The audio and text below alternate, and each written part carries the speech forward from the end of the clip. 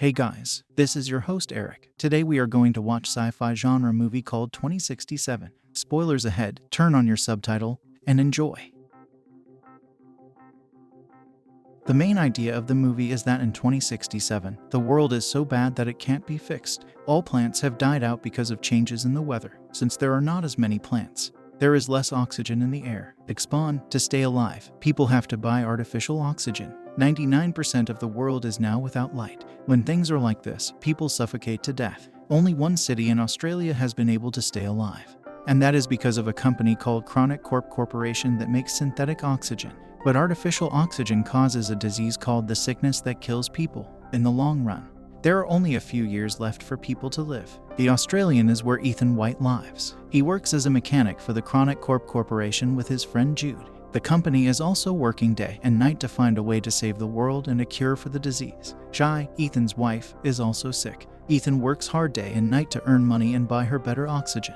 One day, while Ethan and Jude were working in the tunnel, Regina Jackson, the Chronicle CTO of particle research, called them to her. There, she introduces herself to the two and tells them that if things don't change, everyone will die in a few years. She then tells everyone that Ethan is the only person who can save everyone and help everyone. Ethan doesn't understand her and doesn't believe her, but Regina keeps pushing him to come to their lab. There are big machines in the lab. Billy Mitchell is the name of the lab doctor who talks to Ethan and looks at the device on Ethan's wrist. Then they told him that Dr. Richard White, Ethan's dad, started this project 20 years ago. The machine in front of them is called the Chronicle, and it is a time machine. In the first experiment ever done with a machine, radio waves were sent into it to see what was on the other side. They used it to figure out that there would be enough plants on Earth 407 years later, in 2474, to keep enough oxygen in the air and keep people alive. People start to think that if humanity is still around in a few hundred years, it is likely that they will have solved all the problems that plague their world.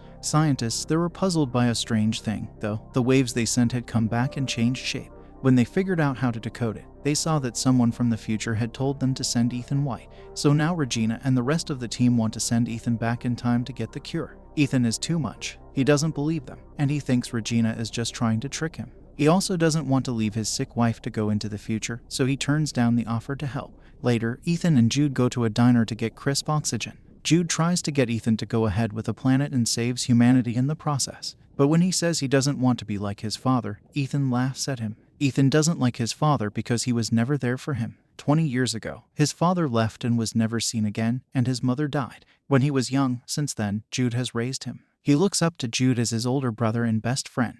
He thinks it was wrong that his father left his mother to finish the project, and he doesn't want to do the same thing and leave his sick wife. But Jude convinces him by telling him that the only way to save his wife is to find a cure. Ethan thinks back to when he was 8 years old and his father gave him a strange box for his birthday. As soon as he puts his hands in the box, a device grabs his wrist and makes him. Richard had put a device on his son's hand that would stay there. Even though it's been a long time, Ethan still doesn't know what it's for. Ethan tells Santi everything that happened during the day when he gets home, and she also tells him to go. The next morning, Ethan writes on a metal flower, "I will find my way back to you," and puts it next to Jai. Then, he goes back to Regina's office and tells her that if he can only find one cure, they'll have to give it to Santi first. Regina tells him he can stay and takes him to the lab. As they start to tell him about the mission, Dr. Mitchell shows him the suit he needs to wear before getting into the machine. Ethan figures out that they have no plan. They don't know what he'll see or who he'll meet on the other side. But after they put him in the suit, they give him a machine called Archie that uses artificial intelligence. Archie will always tell the lab about Ethan's health. It will also help him figure out where he is. Then, at last, they put him in the machine. Ethan moves quickly through the inside. He falls out of the sky and lands in a jungle he has never seen before. His suit starts to burn because of the friction from the air, so he quickly gets out of it. Then he looks around and is amazed by how beautiful everything is. He finds out that everything has changed. The trees and oxygen from nature have returned. He moves in that way. Archie points him in the right direction, and he sees a door to some kind of bunker. But what catches his attention is a skeleton lying right in front of the door. It has a bullet in its head. He also looks at the name tag and is shocked to see that it has his name on it. The bones belong to Ethan. Ethan also finds and plays the last recording on the skeleton's Archie. He hears a man say that this is the only way, so he shoots Ethan just as the power goes out on the device. He is scared to think that this is what will happen to him. Then he sees the device on the skeleton's wrist. It is the same as Ethan's, except that the skeleton's light is green.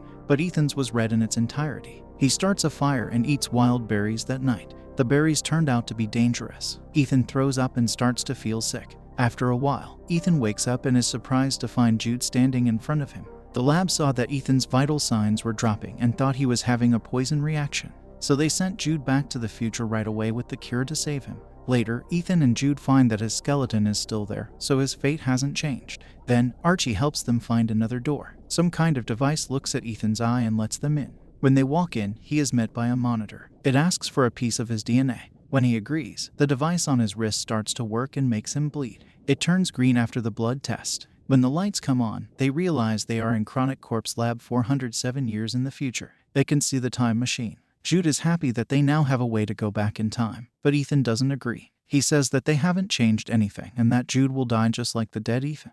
Ethan checks the system log and finds a holographic recording made by his father. In the recording, his father says that the time machine was made to collect data about the amount of oxygen on the planet of the future and send it back to the past. But when his dad turned on the time machine for the first time, he got a message telling him to send his son to. Even though he didn't want to, he went ahead and did a DNA test here for Ethan. Soon, Ethan and Jude realize that the time machine won't be able to take them back because its battery is almost dead after 407 years. Worse, turning on the lab sets off a problem with its nuclear power core, which means that a nuclear explosion could happen in just 4 hours. This means that they need to find a way to fix the time machine and go back in time before the explosion. They need to move. Outside, they are surprised to find a ruined city that is covered in green plants but has no people living there. This shows that the Earth is beginning to heal itself. After humans died out, their bones are all over the place. Ethan goes to his wife's house, but when he gets there, he finds her bones. This makes him feel hopeless. Jude tries to get him to go back to the past because there doesn't seem to be a cure for the sickness in the future. But what Jude says makes Ethan wonder. Then, he turns on the rusty Archie and plays the recording again. This time, he hears Jude's voice, and it looks like Jude is the one who did shoot him. Jude points his gun at Ethan and says, "I'm not going to shoot you." Ethan decides, in the end, to finish the mission first. So, they work together to fix the power core and then head back to the lab. Now that the Chronicle works, they should be able to go back in time. They only have to wait 37 minutes until the portal opens. When the timer hits 0, the portal will be connected to 2067 for about 30 seconds. But Ethan still finds his body behind a door in the same place, which suggests that nothing has changed in the future. Ethan takes the battery out of his current Archie and puts it on the rusty one to find out the truth. So, he can watch another video in which Ethan is told that he will kill himself in the future. Jude then tells Ethan that there is no way to change the future and that he is trying to protect him because he can't believe it.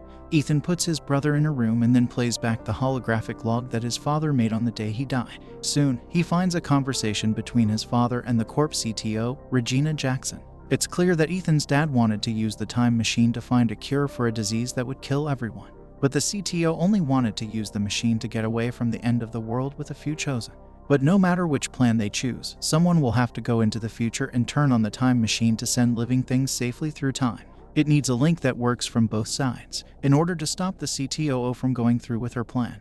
Ethan's father locks the time machine and uses Ethan's DNA as the verification key. The CTO shot him dead right away. She tells Jude to kill Ethan's mother and watch over him, so they can use Ethan's wristband to get into the one day. Ethan is shocked to find out that the person he thought was his brother killed his mother and is about to kill him too. He also realizes that he had the wrong idea about his father, who didn't leave the family on purpose. Ethan tries to turn off the time machine because he knows that Regina wants to bring a few people into the future. But Jude runs to stop Ethan and tells him that the CTO sent him to make sure that Ethan gets there in time to fix the power outage. Once Ethan turns on the time machine, he needs to kill. But Jude has grown close to Ethan emotionally over the years and sees him as a friend in that state. He feels guilty because of him, so instead of shooting Ethan, he kills himself out of anger and regret. Ethan is determined to do what his dying father asked of him, find the cure and save the people who are dying. He looks at the screen and sees that his father wrote the very first message.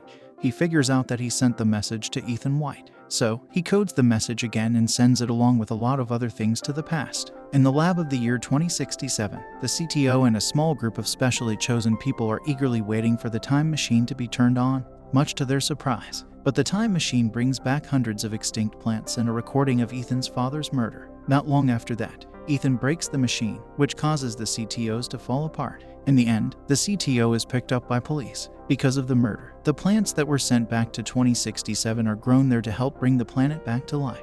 Ethan also gives his wife a flower scent, and she understands why he chose it. While Ethan has to stay alone in the future world, he buries Julian, gives him a butterfly, gets his attention, and leads him back to the same entrance, where Ethan is glad to see that his future self's body. He rushes to look outside and is relieved to see a futuristic city that is good for the environment, unlike the one that was empty before. His choice had changed the future of all people. We really appreciate you watching. If you enjoy this video, please give it a like. And don't forget to subscribe to the channel with the notification bell because it is really important for us. Thank you.